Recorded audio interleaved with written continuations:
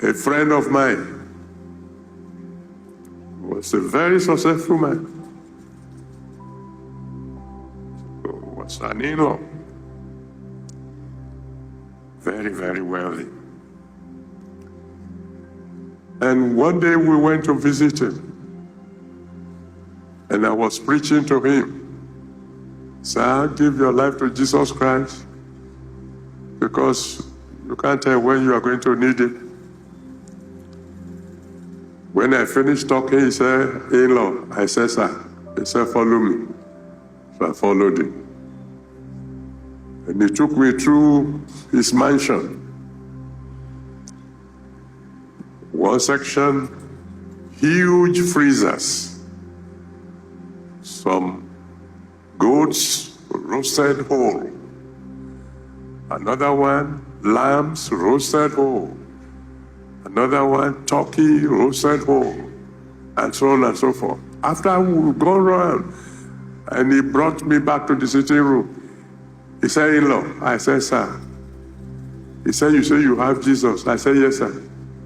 He said, do you have all these things? I said, no, sir. He said, go and preach to the poor. I don't need Jesus.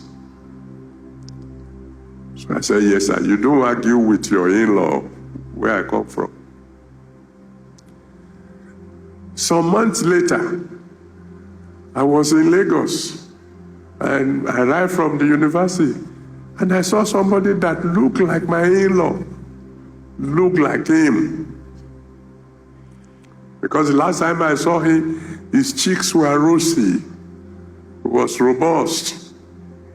But now, he has almost become skeletal. In-law, he says to me, what happened?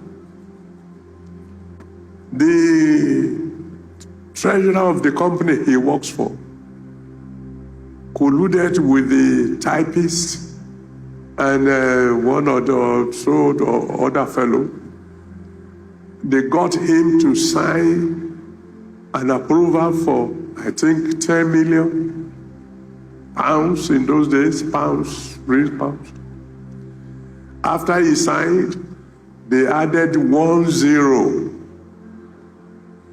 Because they've planned the whole thing, so the one who was going to do the typing did whatever needed to be done, and they took away the money from the company. When it was discovered, the company said, Oga, this is your signature. He said, that is true. This is not what I signed for. Well, find those people. And those people, of course, as soon as they got the money, they fled.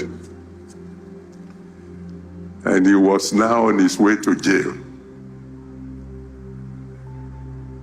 I said, why are you here now telling me? He said, I want you to pray for me. I said, in whose name? He said, in the name of Jesus, of course. But you say you don't need him. He said, that was then. This is now. I convinced him, he gave his life to Jesus. I didn't even have to preach now. And we prayed. And miraculously, those who stole the money disagreed. And they were all arrested.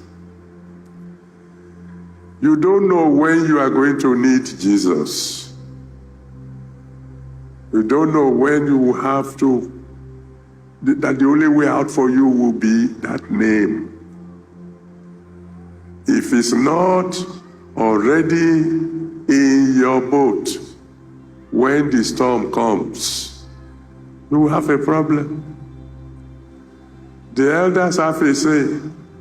They said the cow that has no tail, it is God who will help that cow to chase away flies.